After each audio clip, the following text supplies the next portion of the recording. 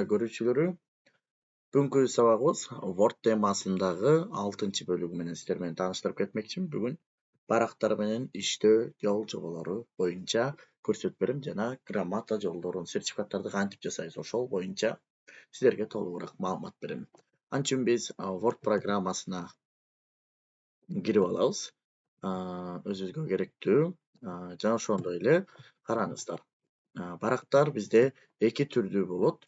Бири ошол альбомный, бири книжный. Бирок бизге бир учурда альбомный дагы, книжный дагы керек болуп калса, кандай кылабыз деген суроо баардыгыңыздарда эле бар болушу керек. Мисалы үчүн биз киргенде книжный форматта болду.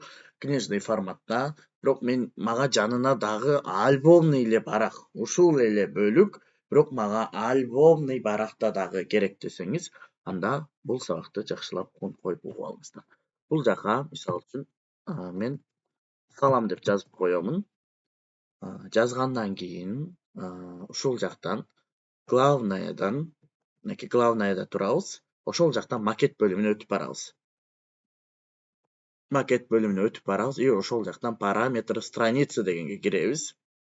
И ушул жактан караңыздар, параметр страницадан биз альбомныйга киребиз. Автоматтык түрдө альбомныйдын ичине өтөбүз биз, ошондо негизги функциясына кирген болобуз. Дагы бир жолу айтайын, автоматтык түрдө биз альбомная дегенди тандайбыз.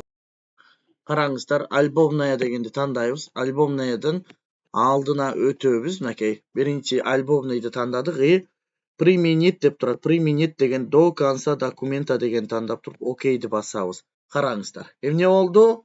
Меникине альбомныйдын жанына, мынакей, биринчи альбомный эле, биринчи книжный эле, экинчи альбомныйга өттү. Значит, бул деген сөз биздин макетибизде, азыр жасап аткан документациябызда толугу менен альбомныйга маалыматтар өттү десем болот.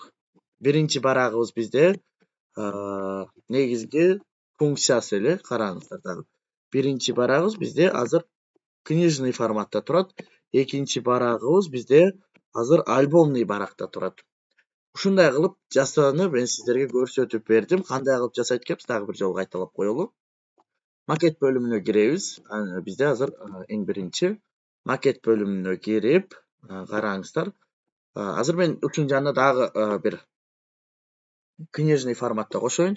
Барак алмашып кетпеш үчүн бир тамга жазып койсоңуздар болот. Параметр страницага киребиз. Азыр книжныйга которушум керек кайра. Книжныйды тандаймын. Применить дегенге кирип туруп, до конца документа дегенди тандайбыз. Караңыздар, до конца документа. Башканы тандабайбыз. Окей. Караңыздар. Мынакей. Азыр менде эмне болуп атат?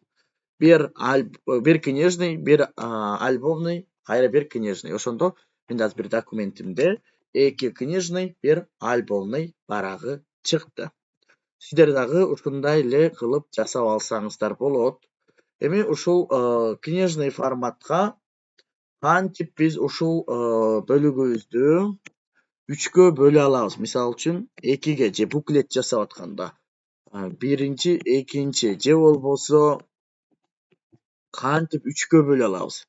Бул жагы 1, 2, 3 кылып. Ушуну кантип бөлөбүз? Азыр сиздерге толугураак көрсөтүп берем. Биз бул жакта аны үчүн макет бөлүмүнө киребиз. Макет бөлүмүнө бул жакта мынакей караңыздар. Поле, ориентация, размер, колонки деп турат. Колонкиге киребиз. Мынакей 1, 2, 3, слева, справа деп турат. Ошол жактан 3ни тандайбыз. Мынакей бул жакта.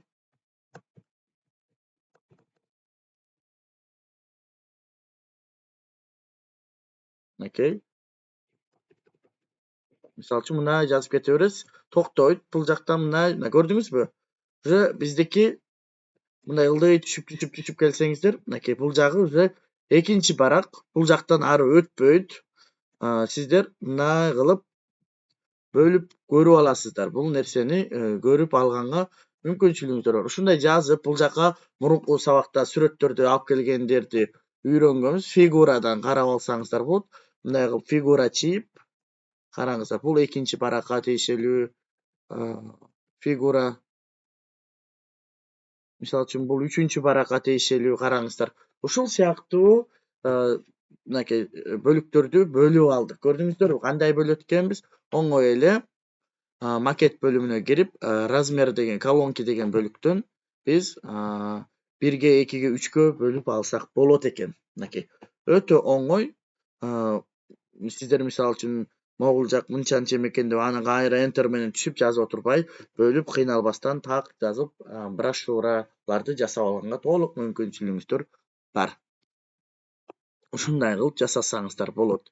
Эми биз азыр обычный рамка койгонду үйрөнөбүз. Обычный рамка коюш үчүн конструктор, сиздерде разметка страницы болушу мүмкүн кээ бир ноутбуктарда. Алабыз, граница страниц дегенге кирип туруп, мынакей могул жакта рисунок деп турат астында. Рисунокты бассаңыздар, обычный рамкалар чыгат. Каалаган тандап алсаңыздар болот. Мен муну тандадым. Анан окейди басып койсоңуздар, баарына коюлуп калат. Көрдүңүздөрбү? Баардык бөлүккө коюлуп калат. Андан кийин алуу үчүн граница страницага кирип буларын басып, капталдарын басып койсоңуздар, мынакей могул жакта образец деп турат, могул жагында. Ошолорду алып койсоңуздар, сиздерде рамкалар өчүп калат. Мисалга алынды көрдүңүздөр. Эми биз коозураак кылып кантип рамка алсак болот? Ал үчүн дагы эле Google'га киребиз.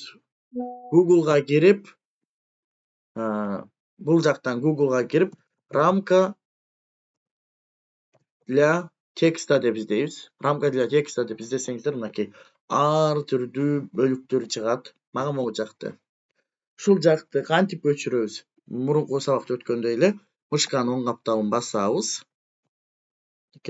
Мышканын оң капталын басып, копировать картинку и Word'ко барабыз. Word'ко барып, вставить дегенди басабыз, мышканын оң капталын басып вставка кылабыз же главныйдан вставка кылсак болот.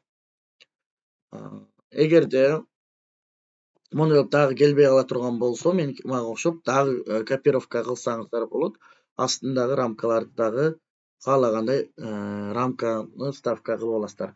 Бир нерсени айта кетейин, ушул жакта мисалы үчүн рамкалар бозоруп турган болсо, аларды бир аз күтүңүздөр, анткени сиздердин эмеңиздерге да коюлганда бозоруп калат да. Ошон үчүн мынакей тунук болуп ачылганда мышканын оң капталын басып, копировать картинку, мынакей копировка болду.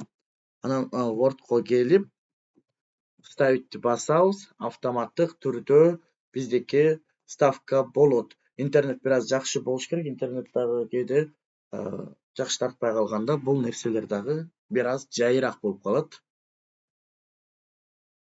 Мынакей коюлду, бирок бул ары бери жылбай атат. Анда биз өткөнкү сабактагы бөлүктү колдонобуз. Ал үчүн мышканын оң капталын басып, отсекание текстini за текстин тандап алабыз. Мынакей караңыздар. Ошондо биз бул бөлүккө мындай кылып текстти алып келип, муну каалагандай чоюп, мынакей көрдүңүздөрбү? Форманы толуктайбыз. Караңыздар. Форманы толуктадык. Эми мунун бөлүгүнө сиздер enterди бассаңыздар да бул нерсе түшүп кетпейт. Грамота деп жазып, ортосуна мисалы үчүн салам деп жазайын. Чоңойтом. Буну биринчи, экинчи сабактар ар бири бирине бири туташындуу сабактар. Биринин мисалы үчүн сиздер биринчи, экинчи, үчүнчү сабакты көрбөй автоматтык түрдө 6-сабакты көрүп кетсеңиз, бул нерселерди түшүнбөй калышыңыз мүмкүн. Ошондуктан башынан көрүп чыгууңуздарды суранат элем. Бул жактан мен тандап алдым. Салам деген сөздү тандап, мурунку сабактагыдай кылып кооздоймун. Кооздогонду сиздер буга чейин үйрөнгөнсүздөр. Каалагандай кылып кооздогонго толук мүмкүнчүлүктөрүңүздөр бар сиздердин дагы. Караңыздар. Ушундай кылып кооздоп же грамота деп жазып, каалагандай жазсаңыздар болот. Сиздерге бул жакшы мүмкүнчүлүк. Салам деп, мисалы грамота деп аты жөнү жазып койсоңуздар болот.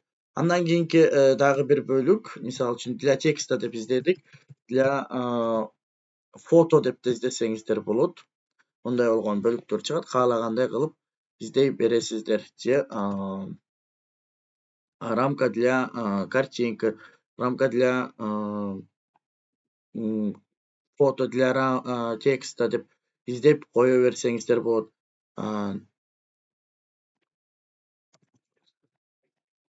Для грамота деп издесеңиздер болот. Ар түрдүү бөлүктөр чыгат. Мынакей грамотага эми мындайча айтканда конкреттүү, деталдуу мындай бөлүгү чыгат да. Чачакей жок, мындай скромный болгон грамоталар чыгат. Ошонун ичинен биз азыр өзүбүзгө керектүүнү тандап алабыз. Эми карасаңыздар ар түрдүүсү бар. Мага могул жакты десеңиз, ичинде үстүндө сөзү бар экен, мунун кереги жок. Сөзү жогун тандайлы. Мынакей.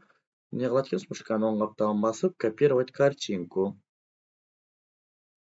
Анан кайра эле Wordко киребиз. Wordко барып, коебуз, ставить этебиз.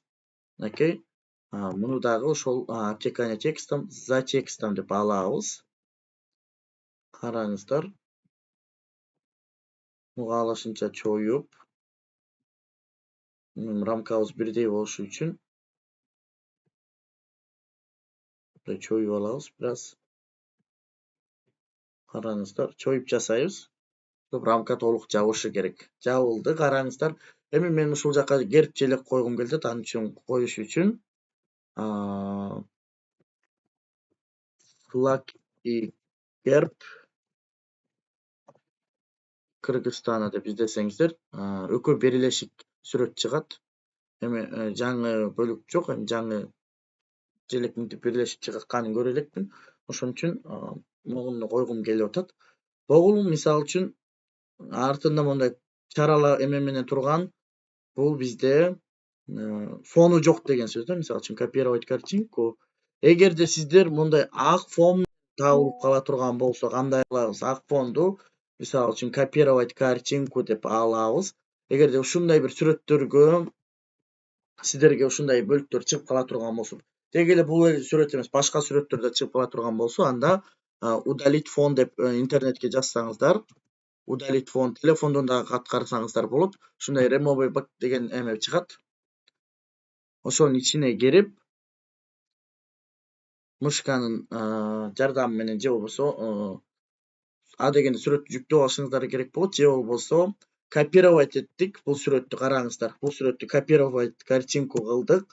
Эми ушул жакта Ctrl-V англисче V тамгасы, кыргызча M тамгасын бассаңыздар, ставить этилип ушул жака көчүрүлөт. Эч кандай регистрация кылуунун кереги жок болот. Мынакей автоматтык түрдө биздин флагды артын жок кылып берет да.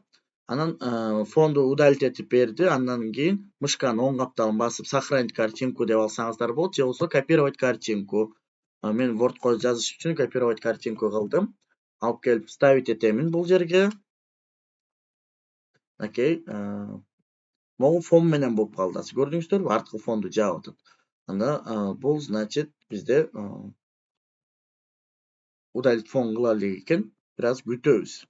Удалить фон кылыш үчүн. Ушундай кылып удалить фон кылып алсаңыздар болот. Же болбосо мунун астында жана өткөндө Word'ун өзүнүн системасы деле бар. Ошондой кылып удалить этсеңиздер болот. Меники азыр могу фону жок болуп атат. Анда фону жок болгон үчүн муну удалить этип салам да, фону жок бөлүктү алып келем. Аны обтекание текстом кылам. Ар бир сүрөт койгон сайын ушундай обтекание текстом кыласыздар. Чтоб муну ары бери жылдырып өзүбүз үстүнө сөз жазганга каалагандай кылып койсок болот. Мисалы үчүн мунун фону бар. Кайра формат бөлүмүнө кирип, удалить фонду бассаңыздар, автоматтык түрдө мындай кылып, эгерде могу мындай четтери кошо эметип кеткен болсо, фиолетовый болуп кеткен болсо, мына жерде плюс деген бөлүк турат, ошол менен бул нерселерди удалить этип алсаңыздар болот. Мынакей караңыздар, мен желекти алып келип койдум. Ушундай кылып фонго дагы, форматка дагы, тексттерге дагы бөлүктөрүн алып келип алганга сиздерде толук мүмкүнчүлүгүңүздөр бар. Бүгүнкү барактар менен иштөө форматы сабак сиздерге жакты деген ойдомун. Өзүңүздөрдүн грамоталарыңыздарды, документацияларыңыздарды ушундай кылып жасап алсаңыздар болот. Кийинки сабактардан көрүшкөнчө сак саламатта туруңуздар. Сабак жаккан болсо биздин каналга катталып, лайк басып, комментарий калтырып өзүңүздөрдүн ой пикириңиздерди жаза кетиңиздер.